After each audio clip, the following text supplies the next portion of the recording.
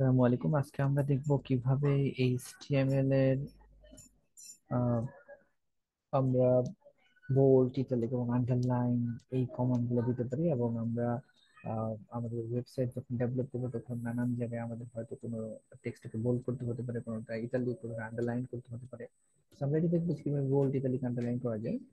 তো এই bold, italic, underline কিন্তু আমরা হেডিং প্যারা সব জায়গায় করতে পারি। সব জায়গায় আমরা এই জিনিসটা অ্যাপ্লাই করতে পারি। আমরা ধরেন প্রথমে প্যারাতে করতেছি, দিস ইজ দ্য প্যারা ওয়ান অফ ইট ওয়ান।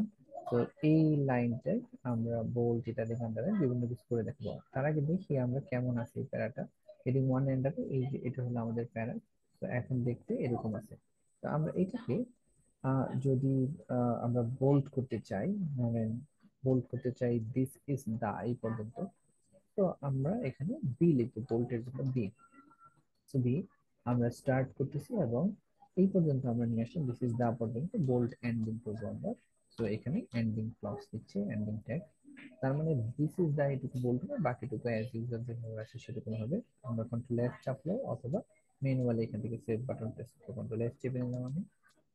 তো এবার আমি এখানে রিলোড বাটন প্রেস করতেছি এবং দেখেন এইটুকু, এই অংশটুকু বোল্ড হয়ে গেছে, বাকি অংশগুলো নর্মাল রয়েছে।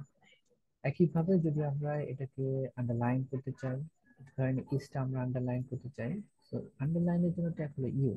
তো আমরা এখানে ইউ ট্যাগ দিচ্ছি, ইউ স্টার্টিং দিচ্ছি এবং ইউকে আমরা এন্ডিং করতেছি এখানে, এন্ডিং। সো ইসটা হবে আমাদের বোল্ড এবং আন্ডারলাইন, কারণ এটা বোল্টের ভিতরে আছে, আন্ডারলাইন আছে, শুধু ইসটা হবে আন্ডারলাইন দেখাবে। তো আমরা সেভ করে নিচ্ছি কন্ট্রোল এর চেপে, এবার আমরা রিলোড দিচ্ছি, দেখেন এইখানে এই যে ইসটা আন্ডারলাইন দেখাচ্ছে, এই অংশটা আমাদের এই ইসটাকে আন্ডারলাইন দেখাচ্ছে। আর যদি আমরা ইটালিক করতে চাই, মানে এই প্যারাটুকুকে আমরা ইটালিক করতে চাই, তো ইটালিক করতে চাইলে আমাদের ট্যাগ হবে আই। সো আমরা এখানে আই ট্যাগ দিচ্ছি স্টার্টিং, এবং প্যারাটুকু ইটালিক করবো, এখানে আমরা এন্ডিং দিচ্ছি আই। সো তাহলে শুধু এই প্যারাটুকু ইটালিক হবে, ইটালিক একটু বাঁকা টাইপের লেখাটা হয়, এটা ইটালিক স্টাইল। তার মানে প্যারাটা হবে ইটালিক, ডাটা হবে বোল্ড, আর ইস্টটা হবে আন্ডারলাইন।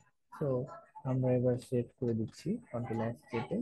এবার যদি আমরা রিলোড দিই এখানে, তাহলে আমরা দেখতে পাবো এই যে প্যারা যেটা সেটা হচ্ছে ইটালিক, এইটা হচ্ছে বোল্ড, এবং ইস্টটা হচ্ছে আন্ডারলাইন। এইভাবে আমরা বোল্ড, ইটালিক, আন্ডারলাইন টেক্সট তৈরি করতে পারি আমরা নোটপ্যাড দিয়ে।